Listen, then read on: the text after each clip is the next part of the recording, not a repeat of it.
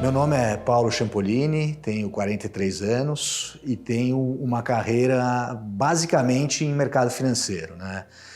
Depois que eu me formei, meus primeiros 8 a 10 anos foram no mercado financeiro mais tradicional, então eu trabalhei em tesouraria de banco, em hedge fund, e eu diria que minha última experiência no mercado financeiro tradicional foi tocar uma mesa de commodities, proprietária de commodities no Itaú BBA. Né? Então lá a gente, o que fazia? Tocava um livro basicamente especulativo e fazia um pouco de fluxo de clientes. Né? Então eu diria que esse foi uma primeira experiência já que vai conectar com a nossa história atual, onde a gente dá mais aqui um foco para o mundo de commodities. Depois disso, eu tive uma experiência empreendedora, né? Me juntei com colegas de Itaú e de faculdade e fui montar uma rede de clínicas odontológicas. Então, um negócio bastante atípico, né, para quem trabalhava em banco.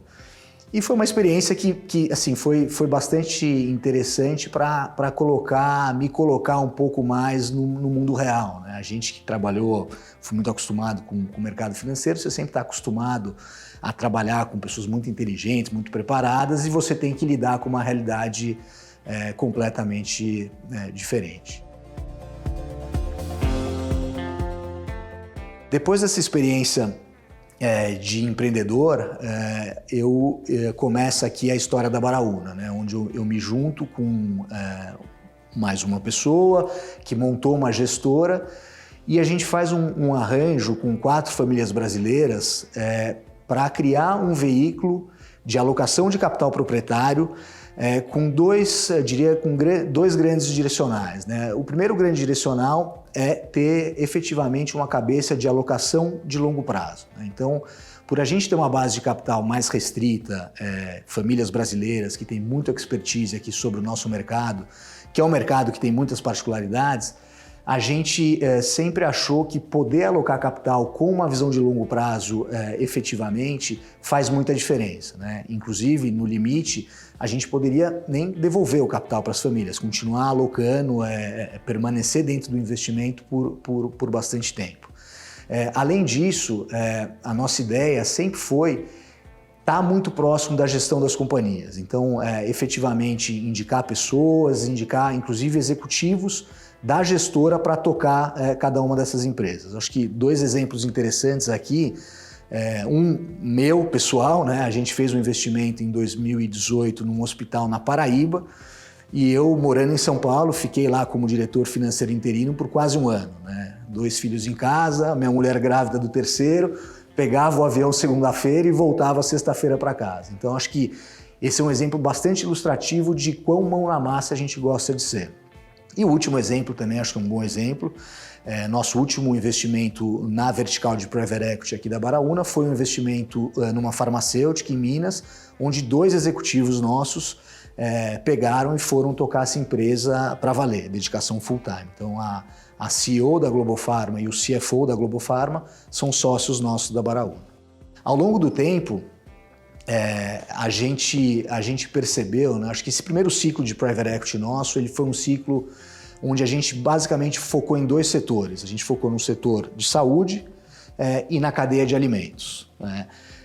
A gente acabou deixando outros setores de lado porque entendia que uma certa especialização faria sentido e poderia gerar mais valor para as nossas teses. Ao longo dos últimos anos, ali principalmente a partir de 2018, a nossa cabeça abriu para o setor do agro. Né? Então, e por que o setor do agro? Né? Da onde veio essa história? Né? Primeiro ponto bastante importante aqui sobre o agro para a gente foi que dessas 4 famílias brasileiras que investem com a gente, 2 delas têm origem no agro. E num primeiro momento a gente pensava, poxa, para que alocar mais capital no agro? Essas famílias já têm bastante alocação, são produtores, têm terras, etc. E a gente acabou diminuindo a importância que o networking no agro traz para novos investimentos. Essa ficha começa a cair para a gente ali em 2018, 2019. Além disso, uma das nossas investidas, a gente resolveu em busca de novas avenidas de crescimento e sempre com esse viés muito de longo prazo, né? Poxa, aproveitar que tinha um baita de um balanço, um baita de um time de gestão, a gente vinha formando muita gente boa lá, mas a empresa tinha uma certa dificuldade de ter novas avenidas de crescimento e conseguir sustentar crescimentos grandes ano após ano. Então a gente resolveu montar meio que do zero, inorganicamente, uma vertical agro. Então fizemos aí uma série de M&As, né, todos aqui liderados por nós da Baraúna, onde a gente construiu uma vertical agro nova e que hoje já tem um porte bem significativo. A partir daí, né, a nossa cabeça fala, puxa, acho que essa história do agro faz bastante sentido aqui. Eu acho que faz com a expertise que essas famílias já têm, com essa experiência dessa investida, que montou um time de profissionais, um time de especialistas, poxa, acho que aqui temos um setor para alocar mais capital. E junto com uma vontade de também estar mais próximo desse mundo de inovação, mundo de tecnologia, a gente resolveu colocar de pé um novo veículo para fazer investimentos na cadeia do agro expandida, que a gente chama, né, colocamos aí nesse bolo toda a história climática, carbono e a cadeia de alimentos também, mas fazer investimentos mais focados em empresas de menor porte, com algum viés de tecnologia, mas principalmente de alto crescimento. Eu acho que esses últimos 2 anos, né, a gente com um time especializado, né, trazendo especialistas, né, que têm nos ajudado com os diversos temas relacionados a essas teses que eu descrevi, a gente percebe que, poxa, tem muito espaço para alocar mais capital com essa cabeça, né, de alocação de capital proprietário, visão de longo prazo, nesse grande setor que é o agro do Brasil, né? Acho que o Brasil é um país que, puxa, tem uma volatilidade absurda, mas se a gente for olhar o que vem sendo feito, bem feito, com consistência, eu acho que o agro está na vanguarda. E a partir disso a gente começa a pensar aqui o que mais que a gente pode fazer nessa cadeia, quais produtos diferentes a gente poderia trazer para, de novo, com essa cabeça de longo prazo, alocar mais capital. Nesse momento que surge aqui a relação com a Osher, né? Então a gente trouxe um profissional no início de 22 para compor o que a gente chama de comitê técnico, né? Então para trazer especialistas para nos ajudar a tanto encontrar oportunidades, avaliar se os negócios são bons ou não e gerir as companhias, que conhecia a Osher, já tinha tido uma relação prévia com eles, nos trouxeram, nos apresentaram para a turma lá e acho que assim foi uma história bastante interessante, né? Acho que assim um alinhamento de interesses aqui muito grande, né? A Osher é um grande alocador do mercado brasileiro, acho que tem uma cabeça muito de longo prazo, como a gente, e também gosta de estar próximo e de ajudar as companhias, né?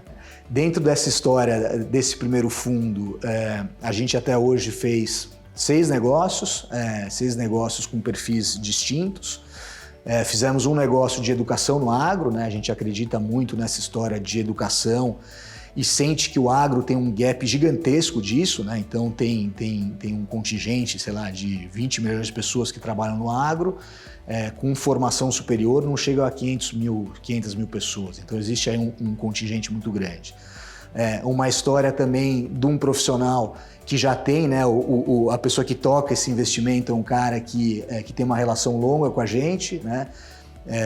Essa vertical agro que foi criada dentro de uma das nossas investidas, 2 empresas eram dele, né? Então é um baita do empreendedor também, então é um negócio que a gente valoriza, a criação de vínculos, né? A relação com as pessoas. Esse foi o primeiro investimento do fundo. E a última delas, um investimento recente, de março desse ano, que a gente faz um investimento numa companhia de produção de chocolates. Então o nome bonito aqui é uma história de From Bean to Bar. Então a empresa faz uma originação proprietária de cacau, produtores certificados e leva o produto para o consumidor final. Esse investimento ele foi muito importante para a gente ter um investidor como a Osher dentro dos nossos principais investidores. Por quê?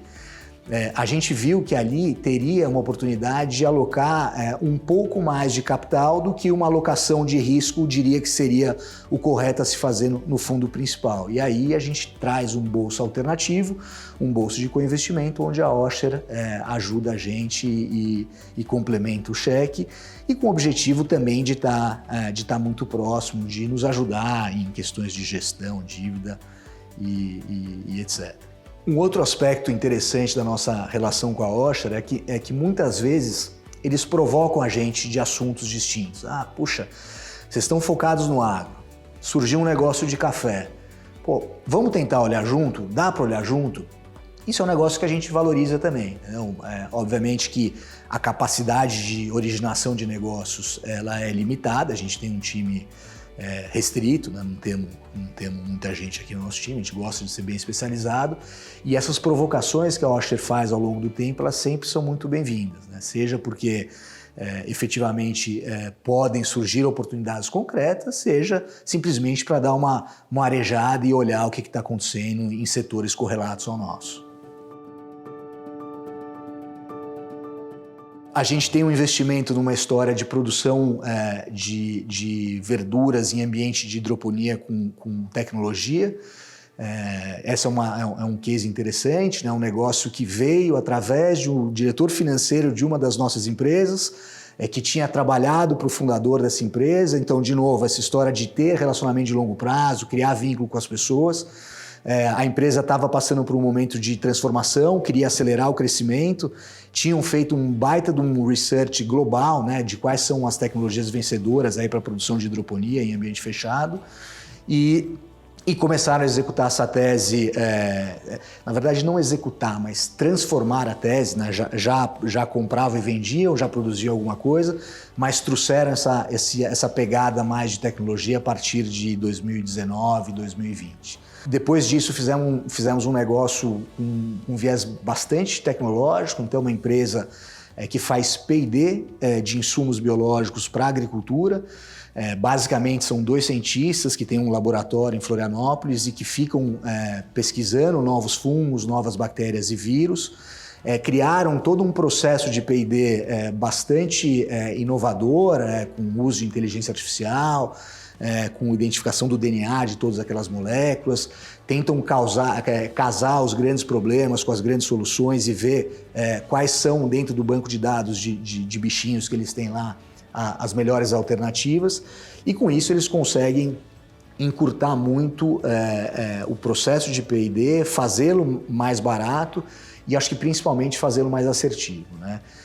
Essa é uma história que a gente tem bastante convicção, seja pelo vento a favor do mercado de biológico, seja porque a gente acredita que as grandes companhias acabam perdendo ao longo do tempo a capacidade de inovação. Então, quando você tem um time numa companhia menor, absolutamente focado em desenvolver novos produtos, a gente acha que o resultado disso é você ter um time melhor, mais eficiente, conseguindo fazer coisas melhores e principalmente mais rápidas, que eu acho que são coisas bastante importantes.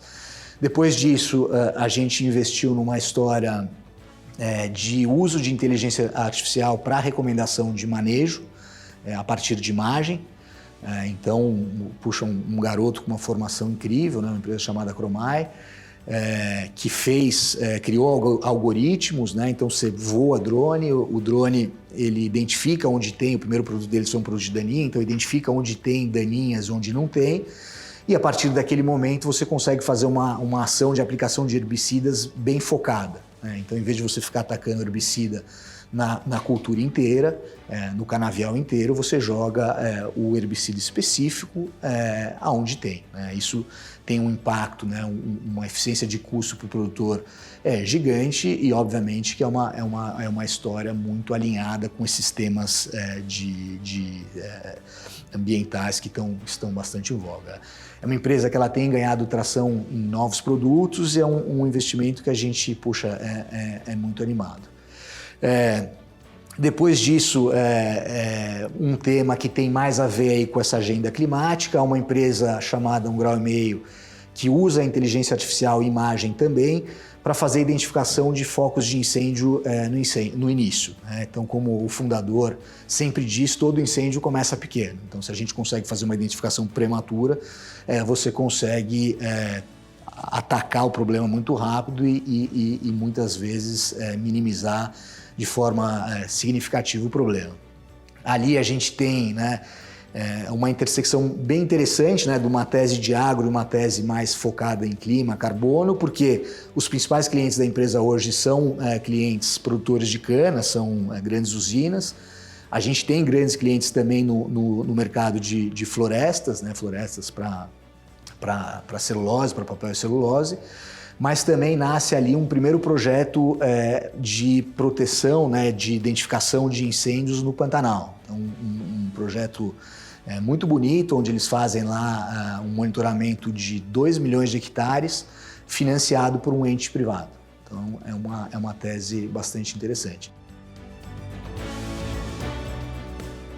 A gente gosta de trazer um pouquinho do DNA do Private Equity, né? Então, a gente não é aquele fundo que aloca o capital e vai cobrar, primeiro não vai fazer 20, 30 investimentos, a gente quer ter um portfólio um pouco mais concentrado, a gente quer ter uma proximidade maior com as empresas e quer tentar promover, dentro do que é possível, a maior interação e sinergia entre elas. Então, sei lá, fizemos recentemente um encontro de RH das companhias. Então trouxemos o case de uma das empresas para dividir com as outras, né? Essa troca acaba que sempre é muito rica. Fizemos isso recentemente também com um case comercial. Puxa, tinha um case super interessante de distribuição, de uso de tecnologia na distribuição, roteirização, etc., controle do vendedor.